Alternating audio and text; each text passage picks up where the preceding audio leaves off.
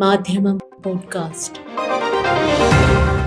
മാധ്യമം എഡിറ്റോറിയൽ 2026 ജനുവരി 1 വ്യാഴം.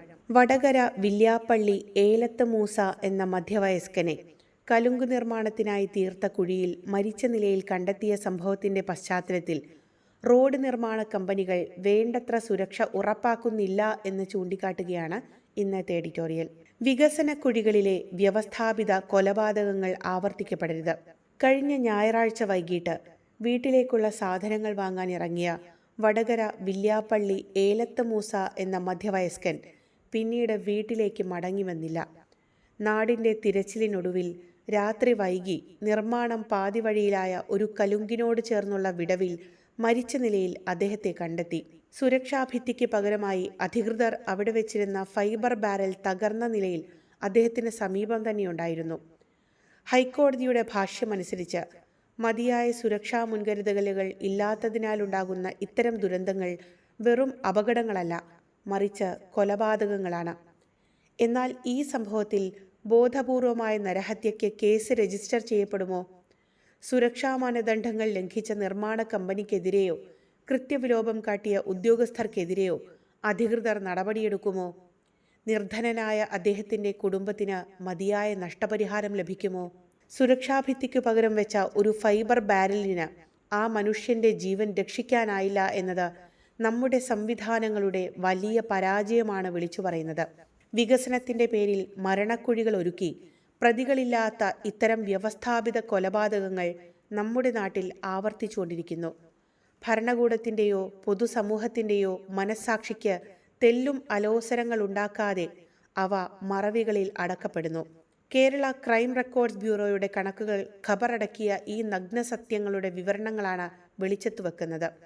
ഓരോ വർഷം കഴിയുംതോറും വാഹനാപകടങ്ങളുടെയും പരിക്കേറ്റവരുടെയും എണ്ണം ഭീതിജനകമായി വർദ്ധിക്കുകയാണ്.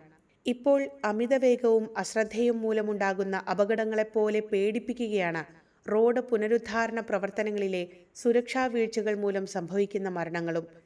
ദേശീയപാത നിർമ്മാണങ്ങളിലെ സുരക്ഷാ ക്രമീകരണങ്ങൾ പലയിടത്തും നാമമാത്രമാണ്. കഴിഞ്ഞ 2 വർഷത്തിനിടയിൽ മാത്രം 100-ലധികം അപകട മരണങ്ങളാണ് റോഡ് നിർമ്മാണ മേഖലയുമായി ബന്ധപ്പെട്ട് റിപ്പോർട്ട് ചെയ്യപ്പെട്ടിരിക്കുന്നത്. ഇതിൽ 60% ഇരുചക്ര വാഹനയാത്രികരാണ്. മതിയായ സുരക്ഷാ റിഫ്ലക്ടറുകളോ വെളിച്ചമോ ഇല്ലാത്തതിനാൽ ഇത്തരം അപകടങ്ങളേറെ നടക്കുന്നത് രാത്രിയിലും. ദിശാസൂചകങ്ങളില്ലാത്ത കുഴികൾ, മതിയായ വെളിച്ചമില്ലാത്ത നിർമ്മാണ സ്ഥലങ്ങൾ, അശാസ്ത്രീയമായ ഓവുചാലുകളുടെ നിർമ്മാണം എന്നിവയെല്ലാം നിരപരാധികളെ മരണത്തിലേക്ക് തള്ളിവിടുന്ന കൊലയിടങ്ങളായി പരിണമിച്ചിരിക്കുന്നു. ഏതാനും ആഴ്ചകൾക്ക് മുമ്പ് കോഴിക്കോട് നഗരത്തിൽ ഓടയിൽ വീണ് ഒരു വീട്ടമ്മ മരിച്ചതും ഇതേ അനാസ്ഥയുടെ തുടർച്ചയാണ്. കേരളത്തിൽ ഇന്ന് നടക്കുന്ന ഏറ്റവും വലിയ നിർമ്മാണ പ്രവർത്തനങ്ങൾ ദേശീയപാതാ വികസനവും നഗര നവീകരണങ്ങളുമാണ്. അവ നാടിൻ്റെ വളർച്ചയ്ക്ക് അത്യാവശ്യമാണ് എന്നത് ശരി തന്നെ. എന്നാൽ അത് നിർവഹിക്കപ്പെടേണ്ടത് പൗരന്മാരുടെ അടിസ്ഥാന അവകാശങ്ങളെ ചവിട്ടിമെതിച്ചുകൊണ്ടാവരുത്.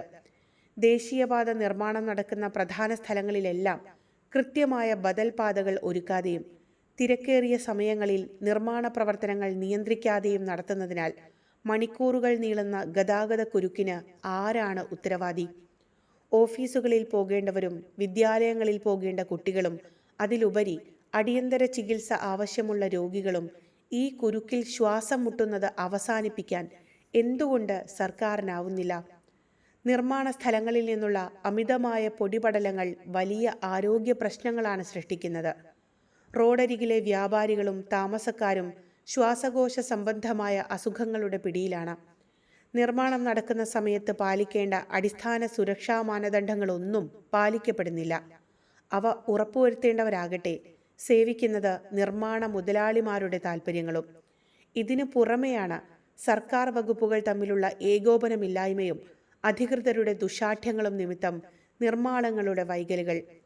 ഈ ഒഴിവുകാലത്ത് നിർമ്മാണം നടക്കുന്ന ദേശീയപാതകളിലൂടെയുള്ള സഞ്ചാരം അങ്ങേയറ്റം ദുസ്സഹമായിരിക്കുന്നുവെന്ന് സർക്കാർ കണ്ണു തുറന്ന് കാണണം. നിർമ്മാണ സ്ഥലങ്ങളിലെ സുരക്ഷാ ഓഡിറ്റിങ്ങിന് സർക്കാർ കർശനമായ ഉത്തരവിറക്കേണ്ട സമയം അതിക്രമിച്ചിരിക്കുന്നു.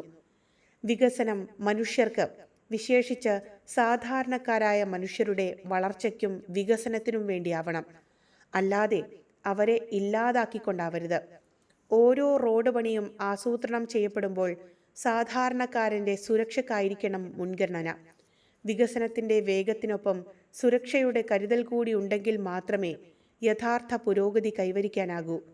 കൃത്യമായ മേൽനോട്ടവും ആധുനികമായ നിർമ്മാണ രീതികളും അവലംബിക്കാൻ നിർമ്മാതാക്കൾക്കുമേൽ സർക്കാർ അടിയന്തരമായി സമ്മർദ്ദം ചെലുത്തണം. അതിന് പൗരന്മാരുടെ കൂടുതൽ ജീവൻ ബലി നൽകിയതിന് ശേഷമാകരുത്. മാധ്യമം പോഡ്കാസ്റ്റ്.